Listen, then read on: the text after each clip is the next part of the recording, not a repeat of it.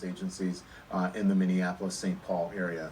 You're looking at it play out on your screen now, pictures of the Minneapolis A precinct in Minneapolis Police Department precinct on fire right now, with protesters surrounding, and as you can see in these pictures taken moments ago, chanting, jumping up and down, watching it as if it's a bonfire. We're back in moments. Violence happening here in front of us. Well, this is a bizarre people who aren't used to this. You have some people are laughing, some people are videotaping. I just threw something on fire, Chris, a firecracker. It's on fire! Shit. Nick, you all right? You okay? You okay? You okay, guys? You all right? Is everyone okay? You all right? Come through here and the police start going. You have a way to get up the stairs? We absolutely do. We've managed to put ourselves in a position where, you know, our viewers can see what's going on, though, you know, we know safety, and there's no story worth risking your life over, Chris. You know, we know that. I've got a daughter and a wife I want to get home to tonight. You got a beautiful family. I see them all the time. You're a here. lucky man. You just make sure that the team has a place to go. You can always report later. And again, this is a tough situation because you have a small opening. And if they break the other window, then you have a bigger opening for the protesters to come in, although that would be a really, really dangerous thing for them to do. And then you also have another option for the officers to try to move the line farther outside CNN. The big question becomes, Nick, do we have any way of knowing what's happening with that crowd outside in terms of policing, or is this it? Just these cops here? You said there's a larger police presence. Where? There is a larger police presence, you know, just east of me here, Chris. You know, you have the majority of those officers here. That's where the reinforcements are coming from. The crowd is, you know, we hate to give these estimates because we haven't talked to police, but there was over 1,000 people here, you know, perhaps even closer to 2,000 people here. Officers outnumbered. They did bring in those reinforcements, the SWAT team, members of the bomb squad, state patrol, local police officers, plain clothes. You know, they've given these orders already to these demonstrators to disperse. They were starting to gear up with tear gas masks, ready to deploy tear gas, when all of a sudden these windows started breaking, and those projectiles continue to fly in the direction of the police, Chris. There's another one. Well, gosh. So, and just so people understand what's going on, this is a big building, and this is an expansive lobby area. You are not in the newsroom. This is the front of a big corporate complex. This used to be the world's largest indoor amusement park, the wacky world of Sid and Marty Krofft, before Ted Turner bought this and turned it into what is the Omni Center and then became CNN Center. You know, this used to be the site of an indoor roller coaster. It still has the world's longest freestanding escalator. You know, thousands of CNN employees are here. It's connected to a hotel. You know, Wait, hold on a second, Nick. Nick, right now. Nick, go ahead. Are those guys in front preparing to light something on fire? You see how they're wrapping his hand up right now? It looks like it. They're either wrapping his hand up because like he's going to punch the glass and he wants something to protect his hand, but I saw him pouring something on it. Maybe he hurt his hand, and they're just trying to wrap his hand. Just keep an eye on that situation. Hopefully he just is taking care of a wound, so if he cut himself, he's not going to bleed too much. Good, that's what it seems to be. Well, they've already lit things on fire so far, Chris. They lit a police car on fire at about 8 o'clock. That was just, you know, still smoldering. They've lit signs on fire. You know, I mean, this is a crowd that came to confront police. They're angry. And we can't underscore, you know, on the cursory level, you see the violence that is happening and unfolding right in front of our cameras. They're here under the premise because a black man was killed by police. They want to hold police accountable. Their message, however, has taken a violent tone here. And we don't hear the mention of George Floyd's name at all. We just see the violence happening here in front of us. Well, this is a bizarre scene for people who aren't used to this. You have some people are laughing, some people are videotaping. I just threw something on fire, Chris, a firecracker. It's on fire! Shit. Nick, you all right? You okay? You okay? You okay, guys? You all right? Is everyone okay? You all right, William? Okay, we're okay. Our crew's okay. They just threw a firecracker in on us. That was, what was that? Yeah, that was born a firecracker. Like one of those Was that like a Pretty powerful firecracker. It might have been a that just went off. flashbang, Got Nick. our heart pumping a little bit. It might have been a flashback. They may have gotten their hands on an undetonated flashbang that the police use, which does exactly what you just saw. Everybody's okay? Good gracious. They just put something else on fire. Everything is okay, but they've just set something else on fire outside, Chris. We don't want to get any closer than here, but can you see what's going on? You pushing on that? No, okay.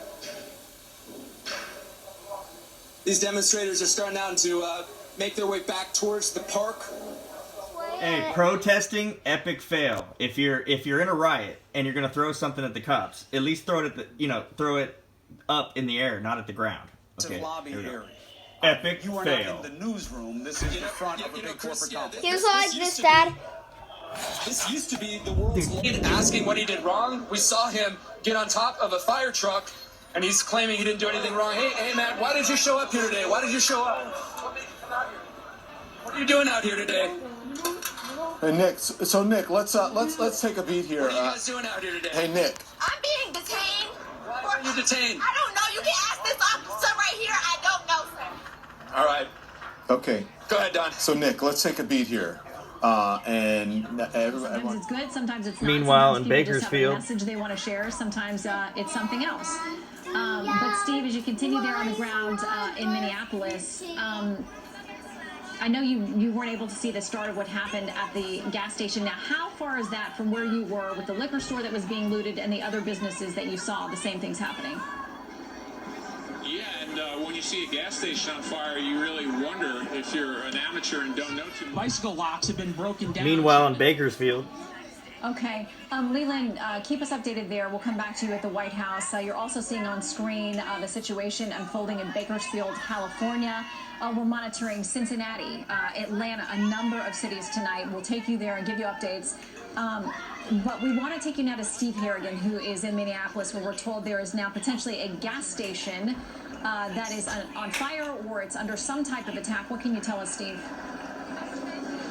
Shannon, this Shell gas station behind me has been on fire for about 30 minutes. When something happens, when something goes on fire, called in. They are very aware that there are 3 times trying to figure out where this goes. They wanted to get to the state capitol to make their voices heard. They were very concerned about the National Guard being called in. They are very aware that there are 3 times the amount of National Guard. Listen to this, right?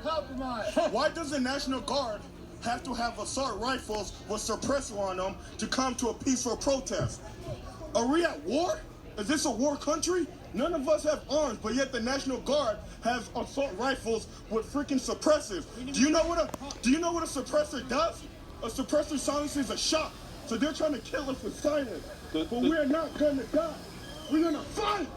Because our generation is sick and tired. Okay? We want change, and we demand it right now. So they've retreated to this side. Everybody, if you're from this generation or old, step up. You have a duty as a human to step up and fight for every neighbor and every person around the world, or they will try to silence us, and we will never be silenced, man. This generation is here to stay, and we will get our fucking change. He is as well spoken as I have heard this entire time. I mean, they are incredibly angry.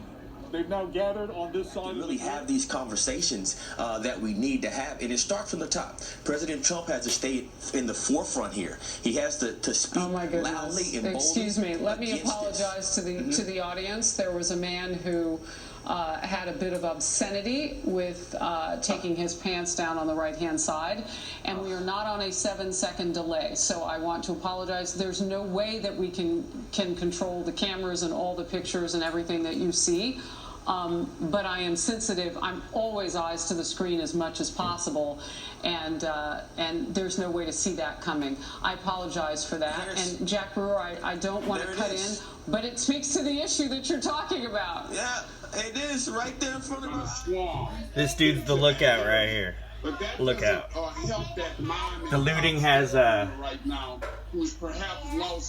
organization to it. It's not going to help the people of that community who needs to shop at that mom. But that dude right there is a lookout. People that are out in the streets who are acting like thugs, and somebody needs to bring them under control.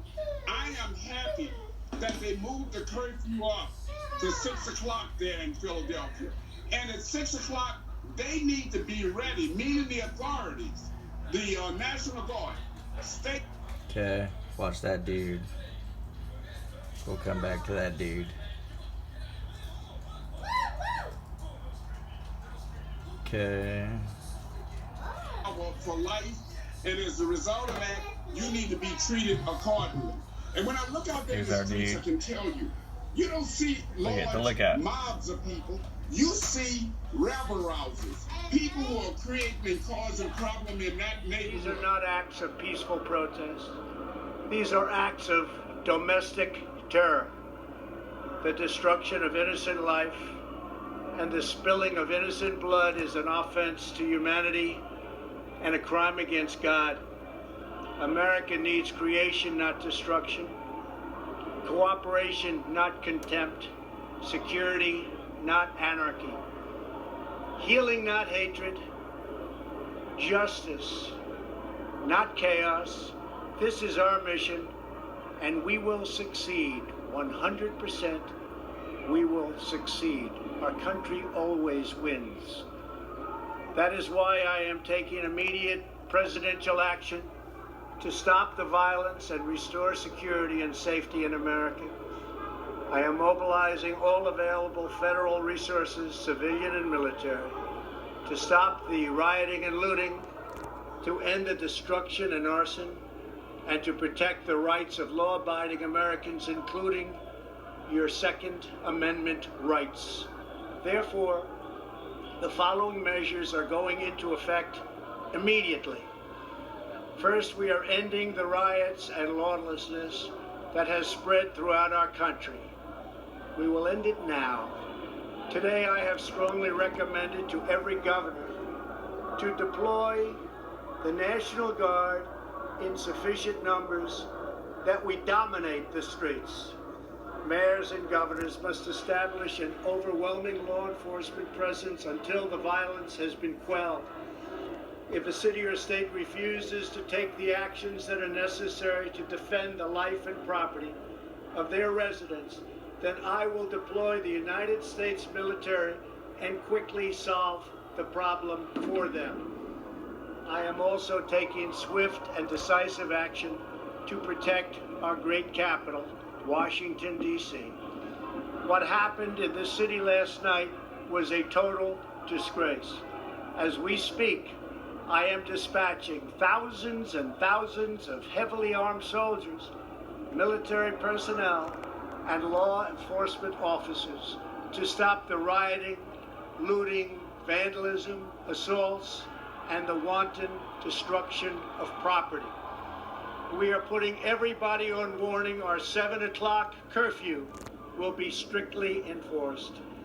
Those who threaten innocent life and property will be arrested, detained, and prosecuted to the fullest extent of the law.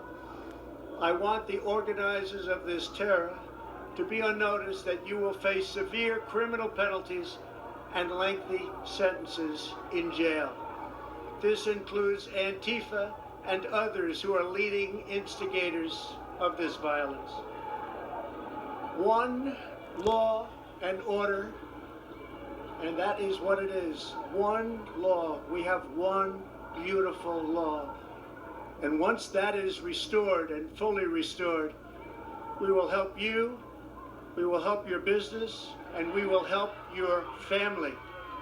America is founded upon the rule of law. It is the foundation of our prosperity, our freedom, and our very way of life. But where there is no law, there is no opportunity. Where there is no justice, there is no liberty.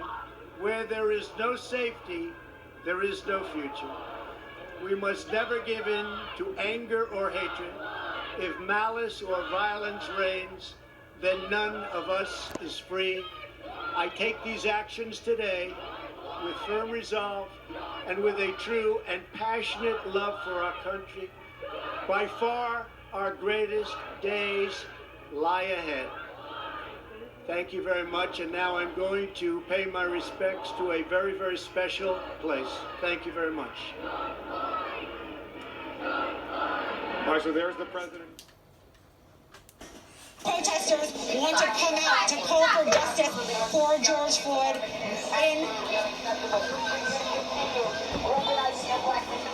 And we have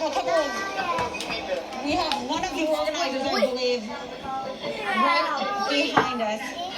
And you have a protester addressing a Black Lives Matter organizer saying they do not want to coordinate or cooperate with the mayor of Seattle. You have some pushback here right now.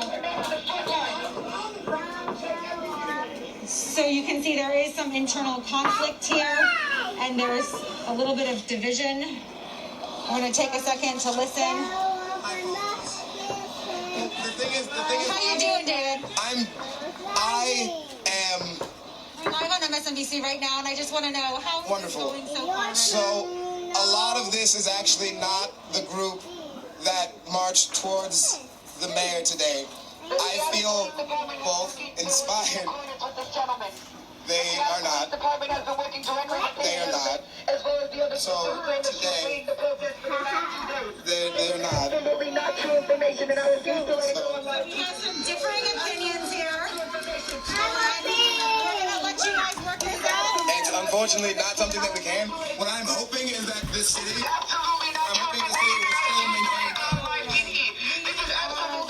Okay, Joe and Kent, we will. And send it back to you. Thank you, Joe and Kent, for that. Bring over the folks that were marching, actually near the Capitol by that point. I think we were pretty close to the Bureau, and it was a Lakota. You've heard some people say it was an Apache or a Black Hawk helicopter. It's not true. It's a Lakota. That's a medical aircraft. It was a helo. It was certainly very low, and a lot of people are talking about, was that a misuse of that particular resource? The president taking some criticism in the Pentagon as well.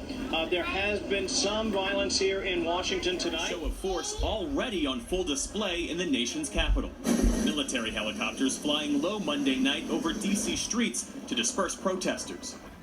Meantime, President Trump, in a radio interview today, denied reports by NBC News and other outlets that Secret Service escorted him to an underground White House bunker Friday night during intense protests outside the White House. How was it down? I went down during the day, and I was there for a tiny, little short period of time, and it was much more for an inspection. Sources say the president's frustration with those media accounts are what provoked him to stage that controversial photo op at a nearby church.